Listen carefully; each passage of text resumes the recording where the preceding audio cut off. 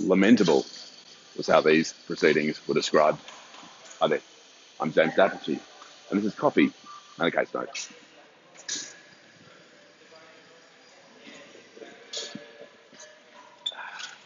So guys, we find ourselves in a position where the Court of Appeal is considering a set of proceedings that it has decided to describe using that adjective. How did we get here? Right, we have various claims made. One strand of these claims is brought by a plaintiff bringing defamation proceedings. You know what defamation proceedings are? It's when someone essentially tells mean lies about you in public. We can talk about defamation another time.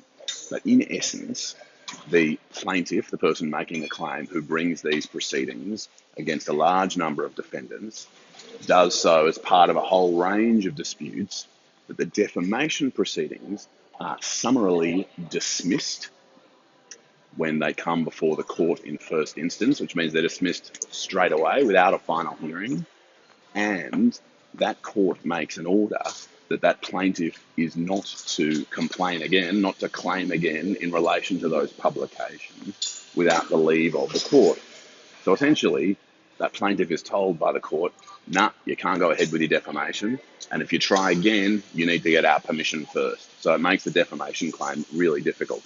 Now, what the plaintiff says, probably feels, is that she still wants to press this claim. And so she seeks leave to appeal to the Court of Appeal.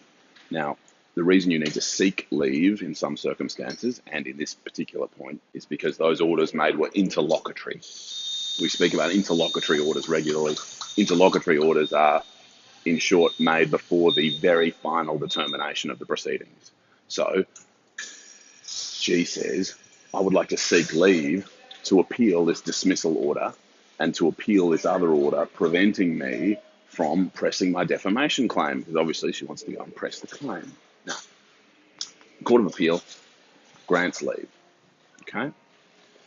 The proceedings we're discussing today are an application made by the respondents, who are the defendants, so they're the people who the claim is being made against.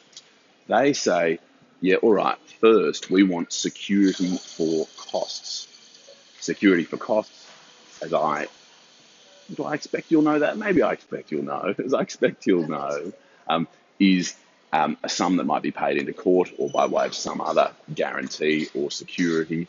Essentially, there's going to be some money to call on if there is a costs order in favour of the other party. So if you've got a plaintiff who is pressing a claim and you're worried that plaintiff might not have enough money to pay your costs, if you win, then you say, wait, I want security for my costs before we keep fighting. That's what happened here. So we're in the Court of Appeal and the respondents, the defendants say, wait, before we go on with the appeal, we want security for costs. Now, why would they be seeking that? Firstly, our plaintiff is an undischarged bankrupt. Secondly, there are a significant number of cost orders that are outstanding that the defendants, the respondents, have against the plaintiff, against the appellant. And there's a little sub-issue there. A number of those cost orders are in these same defamation proceedings. And so essentially they say, look, there's every reason for us to expect that if we win, and we expect we will, that there won't be enough money there to pay our legal costs, and so we should get security. It is not the easiest argument to make in the Court of Appeal. The reason for that is to get security for costs in a Court of Appeal, you need to show that you've satisfied special circumstances, right? Not merely that the other side's poor, essentially. You've got to show more. To dive into the facts a little deeper, and why don't I give away the ending? The ending is that the poor old respondents didn't end up getting security for costs. The application was dismissed. Now, why was it dismissed? Why weren't the circumstances special? Well, for two broad reasons. Firstly, if the application was granted, or if there was a requirement that the plaintiff provide security for the appeal costs, then it would have the effect of stultifying her claim. Essentially, she'd just stop. She didn't have any money. She wouldn't be able to pay it into court, and so she wouldn't be able to press the claim, and that would essentially grind her whole claim to a halt. In circumstances where leave to appeal had been granted, remember we spoke earlier about leave to appeal, there was obviously some prospect of her appeal getting up, and the judge in our decision wasn't prepared to essentially say that it was wrong to grant leave at this stage, wasn't prepared to say, all right, the case stops now, because the effect of requiring security for costs from someone who has no money is to essentially stop the proceedings. So the effect of the security for cost application would be to stultify, to stop that claim in proceedings where it seemed there were real prospects of the appeal getting up, or some prospects of the appeal getting up. The other issue was time.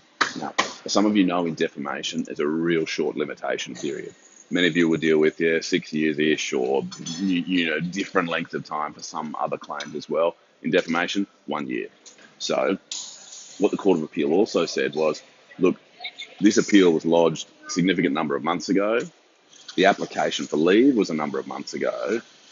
Defendants, what you could have done is you could have made an application that leave to appeal only be granted if security for costs was paid. You didn't do that. You were a bit slow. And so, while acknowledging it could be a bit of a disappointing outcome, and bearing in mind the stultifying issue we spoke about before, the court came to the view that the special circumstances required to get security for costs in the Court of Appeal were not met in this case.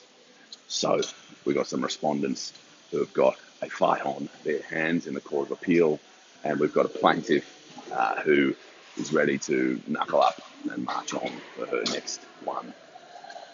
I hope that quick tour through the Court of Appeal, not quite so quick looking at the time, I hope that tour through the Court of Appeal was of value to you. I hope it sketched out a couple of little points there about leave, about security for costs, and I look forward to speaking with you again for another coffee and another case note real soon. Cheers.